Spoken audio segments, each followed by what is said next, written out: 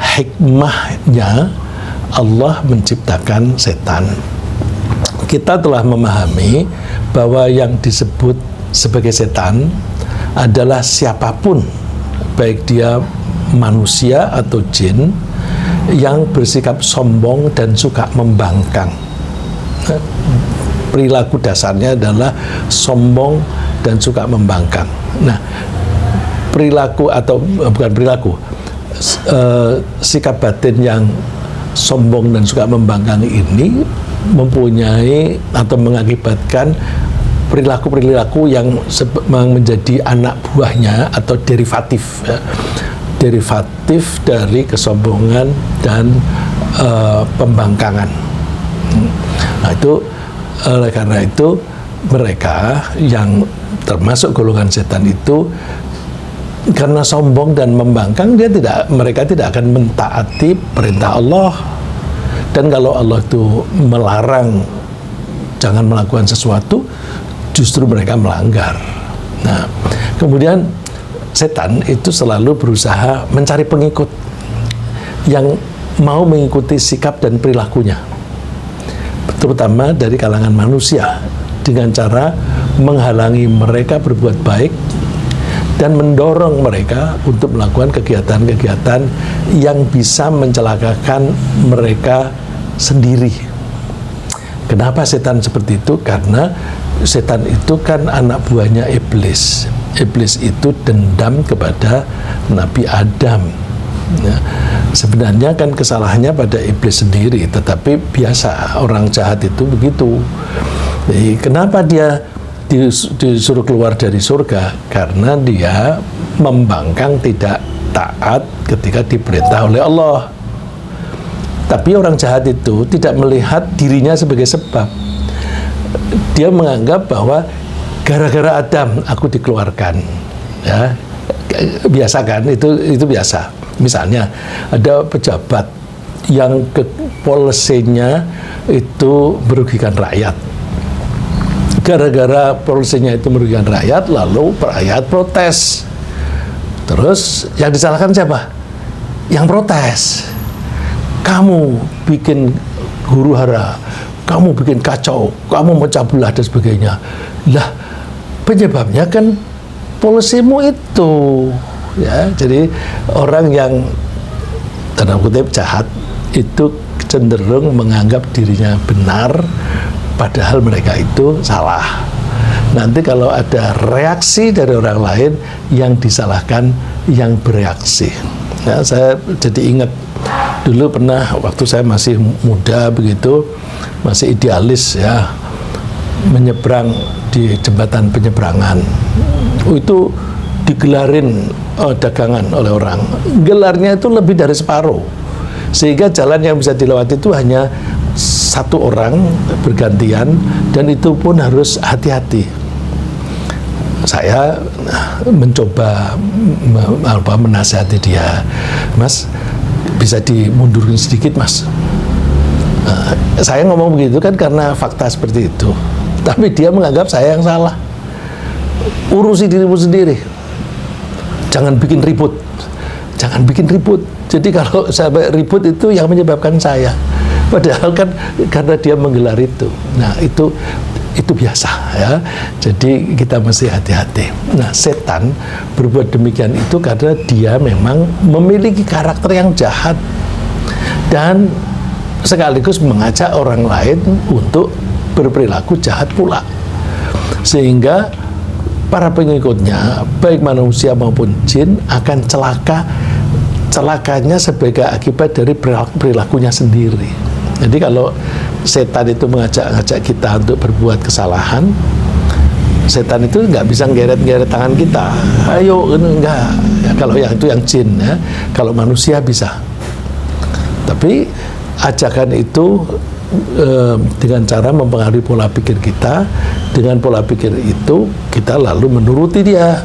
Dengan menuruti dia lalu kita melakukan pelanggaran. Nah, karena kita melakukan pelanggaran, maka kita menjadi layak dihukum. Tentu keberadaan setan itu tidak lepas dari kehendak Allah untuk menciptakannya. Allah menciptakan setan itu pasti ada tujuan. dan tujuan Allah itu pasti baik. Ya, jadi sering muncul pertanyaan di antara kita, kalau Allah sudah mengetahui bahwa setan itu pasti berkarakter demikian, berkarakter jahat, mengapa Allah menciptakan setan? Namun begini, saya mengajak kita menata hati dulu. Sebelum kita mencari jawaban, kita menata hati dulu ketika mengajukan pertanyaan semacam itu. Jangan sampai kita mengajukan pertanyaan itu karena protes. Kenapa nggak boleh protes? Gini, kalau kita protes, itu berarti kita tidak setuju dengan kebijaksanaan Allah. Kalau kita tidak setuju kepada kebijaksanaan Allah, berarti kita tidak memahami bahwa Allah itu menciptakan segala apapun itu pasti berdasarkan kebijaksanaan, dan kebijaksanaan Allah pasti baik. Nah, kalau kita protes, berarti sama dengan kita tidak percaya bahwa Allah menciptakan ini maksudnya baik. Ya, mirip-mirip dengan ketika kita sakit. Ya, orang sakit itu suka-suka kita, kenapa sih Tuhan menguji aku dengan berkali-kali membuat aku sakit lagi. Nah, padahal Allah membuat kita sakit itu maksudnya baik. Antara lain, salah satu di antaranya, supaya kita itu sadar bahwa kita telah memanage, telah mengelola diri kita sendiri secara salah. Oleh karena itu Allah menegur kita. Nah, Allah kalau menegur itu bertahap. Nah, kalau misalnya sakit flu, Allah menegurnya bertahap. Kamu sudah menggunakan tenagamu banyak ya, istirahat. Perintah Allah bentuknya apa? Dibikin capek. Jadi capek itu artinya perintah dari Allah, istirahat dulu. Kalau kita tidak mau istirahat, sudah ditegur begitu, Allah memperingatkan lagi. Tapi kita kan tidak bisa mendengar Allah.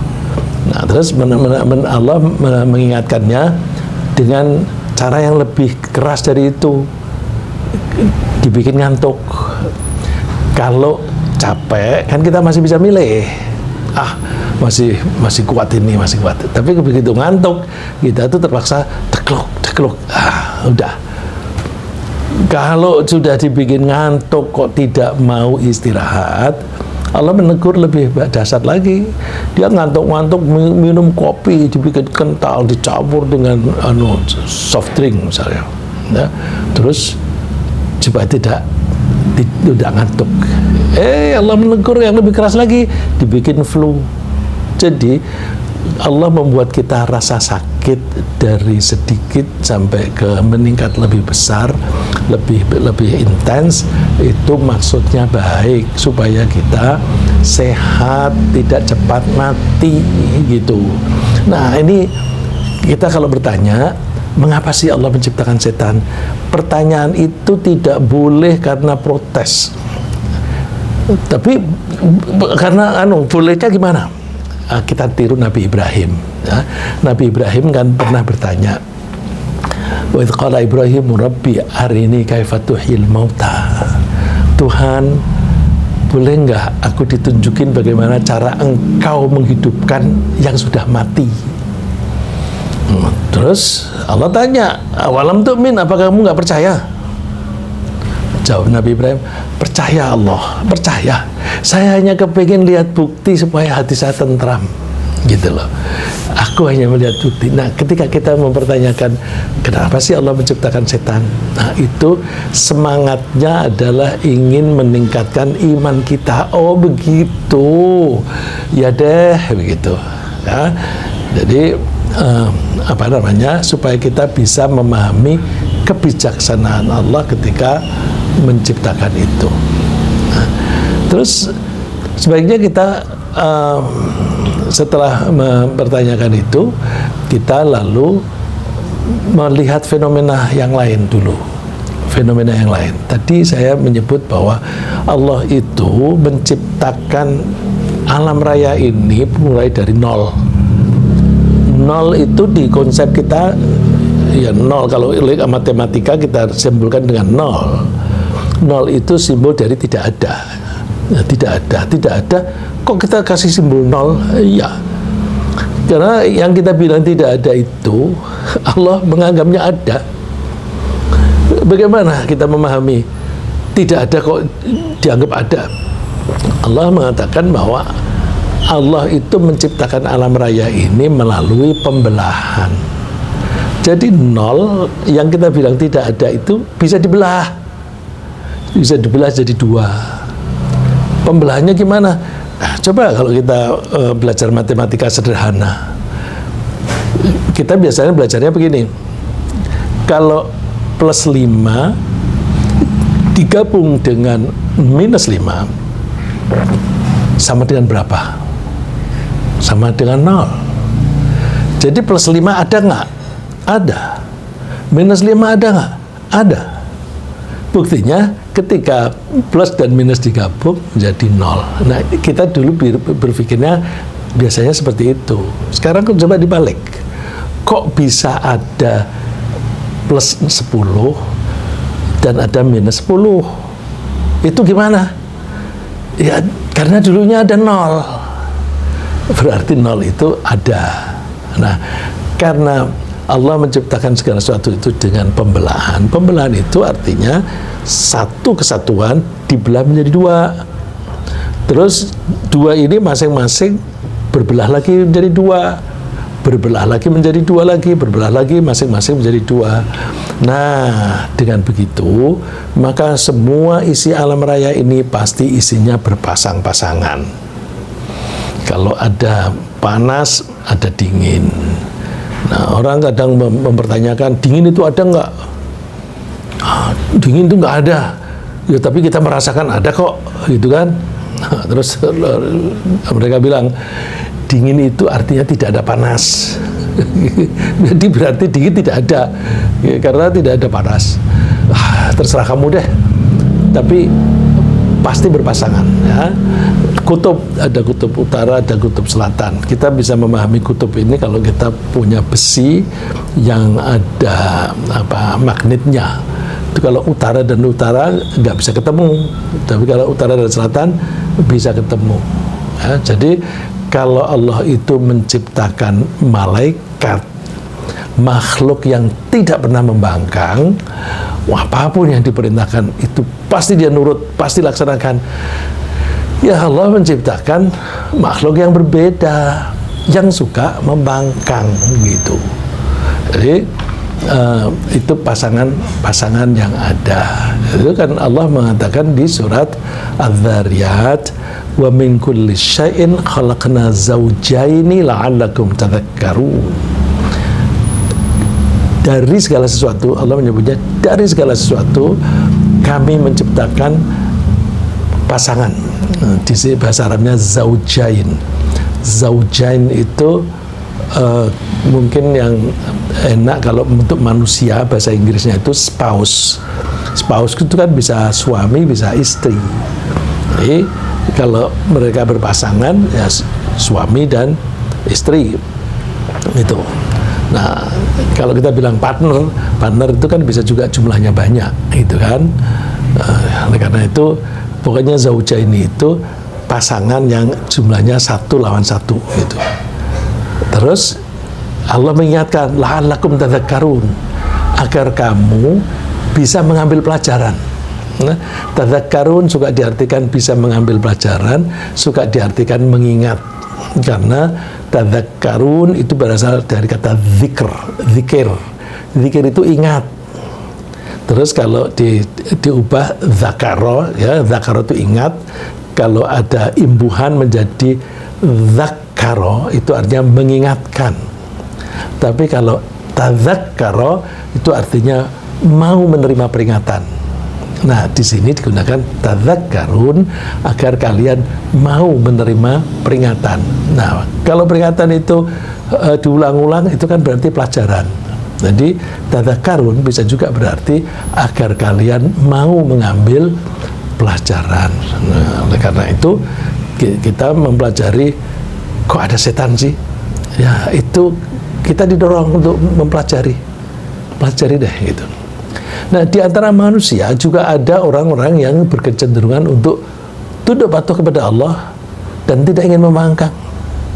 yaitu mereka yang bertakwa, dan juga ada orang-orang yang mempunyai kecenderungan membangkang, yaitu mereka yang suka melakukan perbuatan buruk dan kejahatan.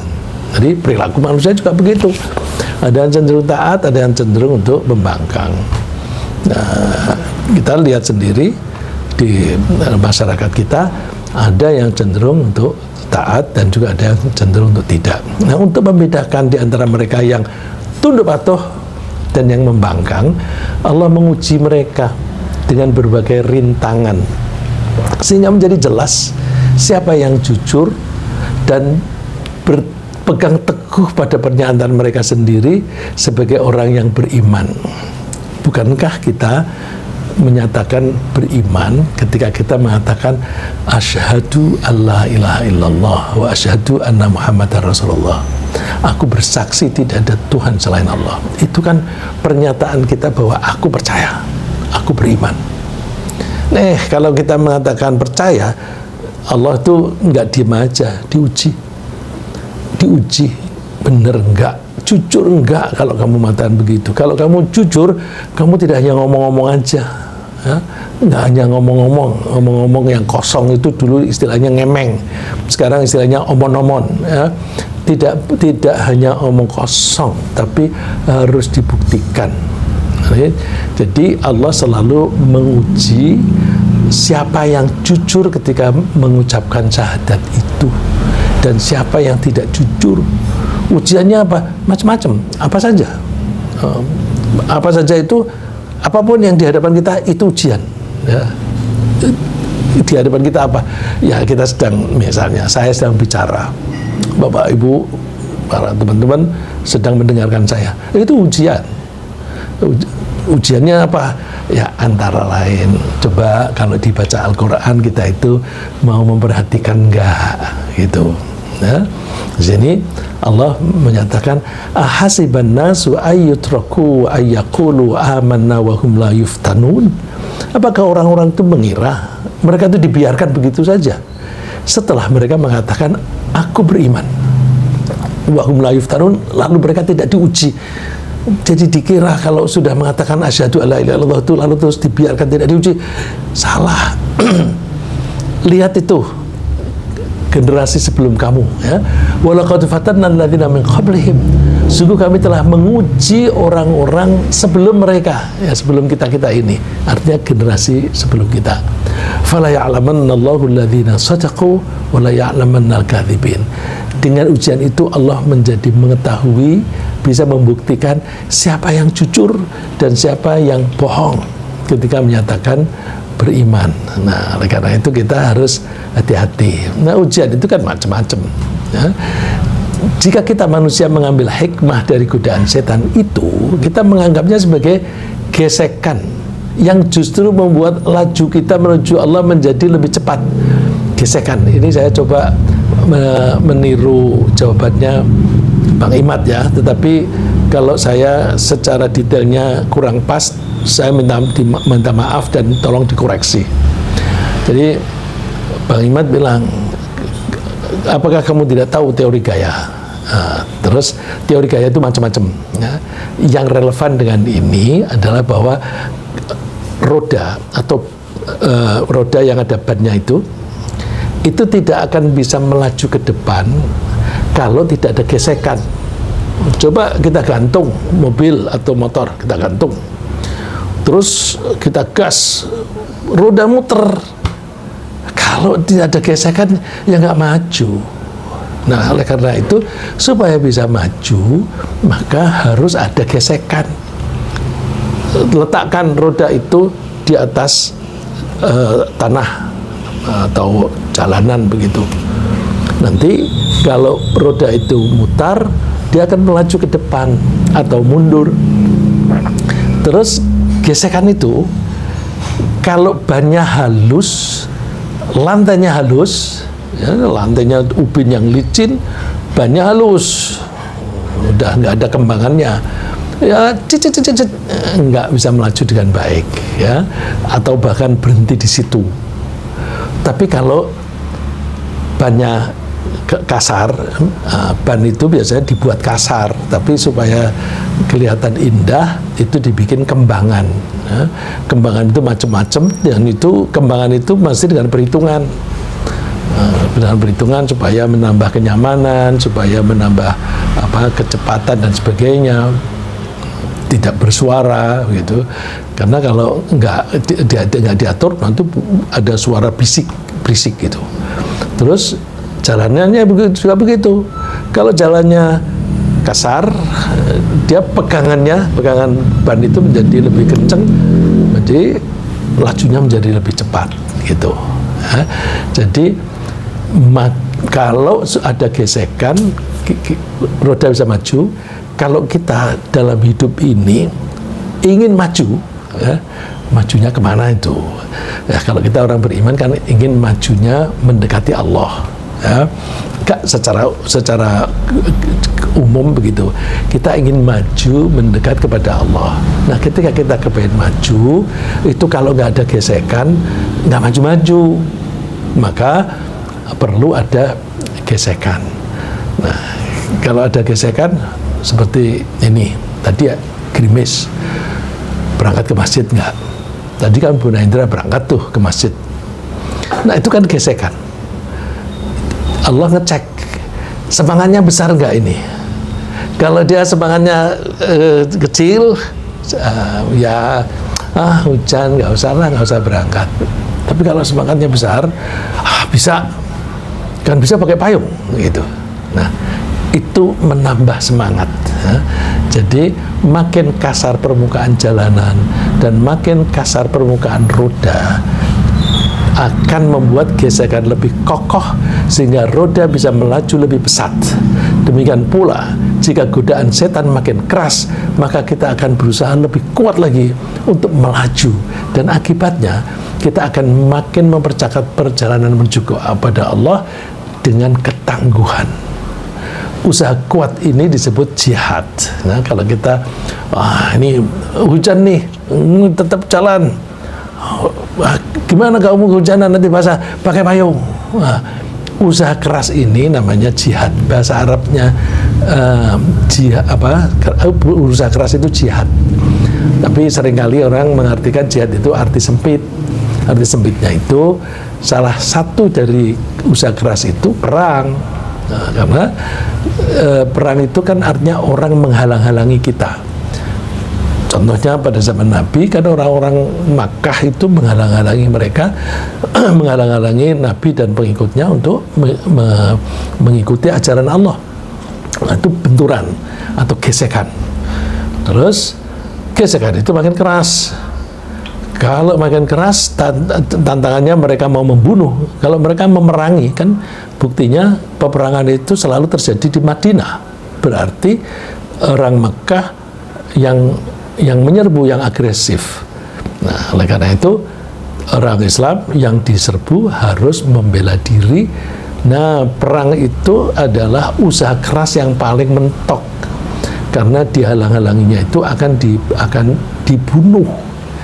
Terus jihad. Jadi jihad itu mulai dari level yang sederhana, mau pergi ke masjid itu gelap, kalau di desa begitu, hujan dan sebagainya. Nah, itu ada usaha keras nggak? Jadi halangan-halangan, hambatan-hambatan itu sebenarnya gesekan sebagai ujian. Am hasibtum an tutraku walamma ya'lamillahu alladhina jahadu minkum. Kalau tadi, apakah kalian mengira kalian dibiarkan tidak dikasih ujian? Sekarang ini lebih spesifik. Apakah kalian menyangka bahwa kalian akan dibiarkan begitu saja sebelum Allah mengetahui siapa di antara kalian yang mau bekerja keras? Walamma ya'lamillahu alladhina jahadu minkum. Allah belum mengetahui siapa yang mau bekerja keras di antara kalian. Walam yattakhidhu min dunillahi wala rasulihi walal mu'minina walijah. Mereka tidak mau saling mendukung di antara mereka sendiri dan berlindung kepada Allah dan Rasulnya. Wallahu khabirum bima ta'malun. Allah itu maha mengetahui apapun yang kalian lakukan. Jadi hambatan-hambatan itu sebenarnya ujian. Allah ingin tahu siapa yang serius. Dikasih hambatan kecil saja masih terus meneruskan apa mundur. Oh, masih terus. Ujiannya diperbesar, diperberat. Oh, masih maju lagi, diperberat lagi. Jadi sebenarnya orang kalau makin semangat tinggi itu ujiannya biasanya makin berat. Nah, keberadaan setan dan keberhasilan setan dalam mencari pengikut juga Allah gunakan untuk membedakan antara perilaku yang baik seperti yang dilakukan oleh orang-orang yang betul beriman dan perilaku yang buruk seperti yang dilakukan oleh orang-orang munafik. Karena itu Allah menganjurkan kita selalu berusaha memperkuat iman dan menjaga ketakwaan sambil Allah itu menawarkan pahala yang besar. Kalau kamu bekerja keras, kamu mengatasi rintangan, pahalamu besar, ya, karena ada Rasulullah mengatakan besarnya pahala itu juga dipengaruhi oleh besarnya hambatan. Jadi pergi ke masjid, nah ini karena tadi contohnya kan pergi ke masjid tuh. Pergi ke masjid terang benderang, tidak ada hujan, jalannya juga tidak licin. Tentu pahalanya beda dengan ketika malam hari, gelap-gelap, hujan, jalannya licin. Pahalanya beda. Jadi pahala itu besar kecilnya sangat dipengaruhi adanya rintangan. Nah, kita tangguh nggak menghadapi rintangan. Nah, untuk mengungkapkan orang yang mana yang betul-betul beriman dan orang mana yang munafik, Allah tidak menunjukkannya dengan cara memberi manusia kemampuan melihatnya dengan cara melihat, misalnya kita melihat, oh itu orang itu munafik, orang itu mukmin benar. Nggak bisa kita melihat dengan mata, karena kemunafikan itu kan adanya itu misalnya dalam keraguan itu ada pikiran. Nah, pikiran orang siapa tahu. Terus taunya dengan perilaku, ya. Jadi Allah membuat suatu peristiwa yang peristiwa ini merangsang orang untuk bereaksi. Nah, reaksi orang berbeda-beda. Perbedaan reaksi itulah yang dinilai oleh Allah, oh ini orang betul-betul beriman, oh yang ini munafik. Allah berfirman, maka Allah li'adral mu'minina ala ma antum alaihi hatta yamizal khabitha minat thayyib. Saat itu orang-orang mukmin itu sedang mengalami banyak penderitaan, antara lain misalnya pertanian atau kebun mereka itu tidak banyak menghasilkan buah. Kalau orang Madinah waktu itu kurma, ya. Terus cuaca panas, terus mereka selalu dihantui ancaman akan diserbu oleh musuh-musuh dari Makkah. Itu keadaan yang semacam itu tidak akan dibiarkan oleh Allah. Maka Allah li'adral mu'minina ala ma antum alaih. Allah itu tidak membiarkan kamu seperti ini terus. Tapi ini memang dibuat oleh Allah. Untuk apa? Hatta yamizal khabitha minat thayyib. Sampai bisa dibedakan antara mana yang baik dan mana yang buruk, ya. Yamiza itu bisa membedakan al-khabith yang buruk minat thayyib dari yang baik. Maka Allahu liyudhli'akum anil ghaibi. Allah tidak membuat kalian itu mengetahui yang ghaib seperti isi hati orang. Kita tidak dibuat oleh Allah tahu. Kalau kita tahu isi hati orang, bahaya itu. Bahaya, karena kalau ada orang ngomongnya basa-basi, kita tahu, dah lah dia bohong, langsung kita hantam itu. Tapi karena kita tidak tahu, kan kalau lalu menjadi kita blessing in disguise. Ya, kita berlaku baik. Karena saya tidak tahu isi hati dia. Kalau tahu, orang banyak yang ngomongnya basa-basi atau ngomong A, maksudnya B, sennya ke kanan, ternyata beloknya ke kiri. Nah itu nggak tahu, ketahunya setelah terjadi. Setelah terjadi, pasang sen ke kanan, beloknya ke kiri. Itu kan bohong namanya. Itu tahunya bohong itu kalau sudah kejadian. Nah itu Allah ngasih rangsangan-rangsangan berupa peristiwa-peristiwa. Walakin Allah yajtabi min rusulihi may yasha. Allah itu memilih utusannya itu siapa yang dikehendaki. Fa aminu billahi wa rasulih, maka percayalah kamu kepada Allah dan kepada utusannya. Wa in tu'minu wa tattaqu falakum ajrun 'azim. Kalau kamu percaya dan kamu bertakwa, maka kalian akan mendapatkan pahala yang besar. Jadi kalau kita sudah mempercayai Allah Tuhan kita, itu pegang teguh, kita yakini. Kalau kita meyakini, nanti kita akan menghadapi kehidupan ini menjadi lebih enak, ya, karena Allah kan seringkali menjanjikan baik-baik begitu. Kalau kita ragu-ragu, ya kita akan gundah.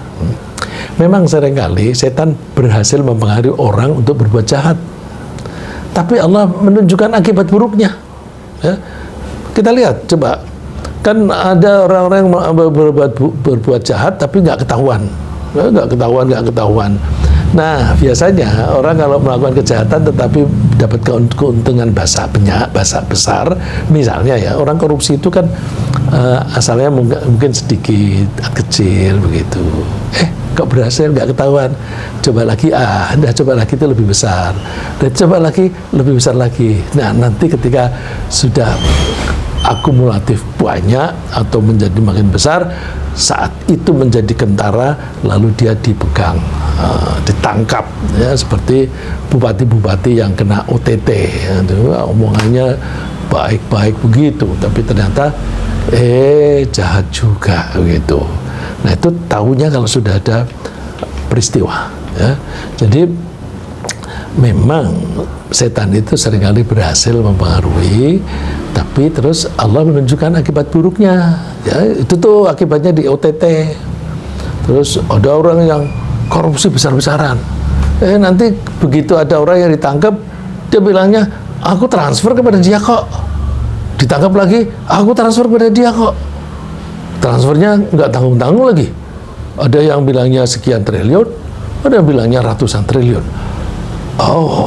Nah, kan Allah akan menunjukkan akibatnya. Nah, dengan harapan Allah waktu itu membiarkan orang itu melakukan kejahatan, terus kemudian ditunjukkan akibatnya supaya kita itu mengambil pelajaran. Kalau begitu, aku tidak mau korupsi. Aku tidak mau korupsi. Misalnya kita bohong. Setelah bohong, ternyata customer kita habis. Waduh, salah aku. Dia analisa. Biasanya kalau bohong itu menganalisa sendiri nggak berhasil tuh. Nah, kan perusahaan-perusahaan itu biasanya kan tidak menganalisa sendiri, tapi panggil konsultan. Kalau konsultannya bisa bilang, udah semua sudah baik, itu konsultan jelek. Tapi kalau konsultannya bilang, ini kamu salahnya di sini, salahnya di sini, ya. Saya jadi ingat dulu ada perusahaan yang merugi terus. Terus cari konsultan itu bilang, ini karyawanmu jahat. Nah, karyawan itu kemudian kebetulan memegang kunci maksud saya itu dia yang membawai orang-orang yang bekerja. Waktu diatur supaya kerjanya lamban.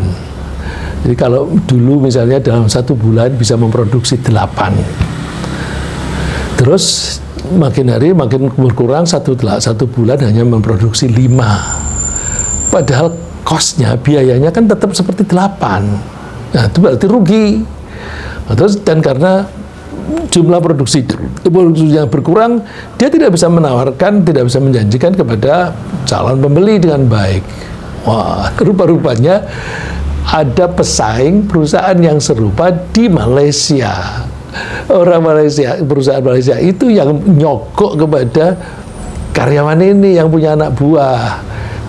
Sogokannya itu meskipun banyak, tetap lebih kecil dibanding dengan kerugian perusahaan ini. Dengan perusahaan ini menjualnya dari 8 turun menjadi 5, maka perusahaan Malaysia itu bisa meningkatkan penjualan menjadi sebulan meningkat 3 unit misalnya. Itu produknya besar itu. Jadi 1 bulan hanya 8 itu, tapi nilainya besar sekali. Nah, itu jadi kalau kita itu melihat diri kita sendiri, misalnya kok rugi melulu sih. Kalau kita nggak bisa menganalisa diri sendiri, panggil orang, coba deh kamu lihat. Nah, itu berarti kita mesti rendah hati dan kita menerima saran orang lain, meskipun saran itu menyakitkan hati. Kamu salah di sini. Kalau kita sombong kan, sok pinter. Jangan sombong, mesti rendah hati. Lalu orang yang melihat kejadian atau yang merasakan merasakan kejadian buruk itu sebagai akibat dari kejahatan dia diharapkan sadar, kemudian menyesali perbuatannya itu yang salah, lalu mohon ampun kepada Allah, terus dia memperbaiki perilakunya. Nah, kalau orang itu mau begitu, menyadari, menyesali, minta maaf dan memperbaiki perilakunya, Allah akan mengampuni orang itu. Dan kalau Allah sudah mengampuni, Allah akan membantu memperbaiki nasib dia. Kalau dulu suka curang, menjadi selalu jujur, selalu menepati janji. Itu kan menjadi disukai oleh customer. Kalau disukai customer, nanti nasibnya menjadi lebih baik. Dia menjadi lebih laku, rezekinya lebih banyak. Nah, dengan urut-urutan kejadian itu, Allah menunjukkan kepada kita bahwa memang betul-betul Allah itu Maha Pengampun dan Maha Pengasih. Kalau tidak ada orang yang berbuat dosa lalu bertobat, maka tidak ada kesempatan yang bagus bagi Allah untuk menunjukkan sifatnya yang Maha Pengampun dan Maha Pengasih. Jadi di samping itu, memang dengan godaan setan, lalu beberapa di antara kita hanyut. Setelah hanyut, kemudian kita merasa kerugiannya dengan mengikuti kejahatan itu. Dengan merasakan itu, lalu terus kita menjadi merasa ditegur. Aku sudah ditegur oleh Allah. Sekarang aku memperbaiki diri. Terus kita memperbaiki diri sambil minta maaf kepada Allah. Allah maafkan nggak? Allah maafkan. Jadi sekaligus kejadian itu, urut-urutan kejadian tadi digunakan oleh Allah untuk menunjukkan bahwa Allah itu Maha Penyayang. Allah itu suka mengampuni. Sampai ada hadis Nabi Rasulullah mengatakan begini, walladzi nafsi biyadih law lam tudhnibu la dhahaballahu bikum wala jaa biqaumin yudhnibuna fayastaghfiruna Allah fayaghfir lahum. Demi Allah yang menguasai diri saya, kalau kalian tidak mau berbuat dosa, Allah akan menghabiskan kamu, menghilangkan kamu. Terus Allah akan menciptakan orang-orang lain, masyarakat yang lain yang mau berbuat dosa. Jadi ini kan seperti aneh ya. Kalian berdosa, ya memang godaannya banyak, tapi Allah juga ingin menunjukkan bahwa Allah itu Maha Pengampun. Jadi ya udah biarin, ketika berbuat dosa mau kembali nggak, mau memperbaiki diri nggak, mau minta maaf nggak. Kalau mau minta ampun, minta maaf, ya sini aku ampuni, kan aku pengampun gitu. Fayastaghfirun Allah, orang-orang itu minta ampun, fayaghfir lahum, lalu Allah mengampuni mereka. Ya, jadi sekaligus Allah itu menggunakan itu untuk menunjukkan bahwa Allah itu Maha Pengasih, Maha Pengampun. Nah, karena kejahatan yang dilakukan oleh para pengikut setan, seperti misalnya kejahatan itu berupa suka mencuri, suka memeras. Memeras itu bisa juga memalak di jalanan, bisa juga dengan cara tidak mengeluarkan perizinan kalau tidak ada sogokan, itu pemerasan. Terus korupsi, pembunuhan dan sebagainya. Jadi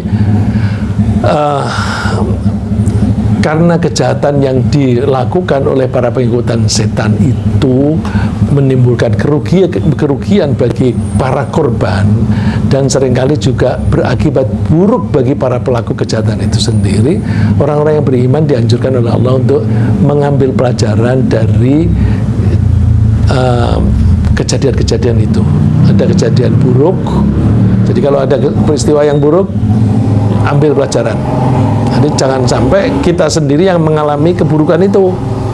Orang lain melakukan keburukan kemudian menerima akibatnya. Kita ambil pelajaran, kita hati-hati.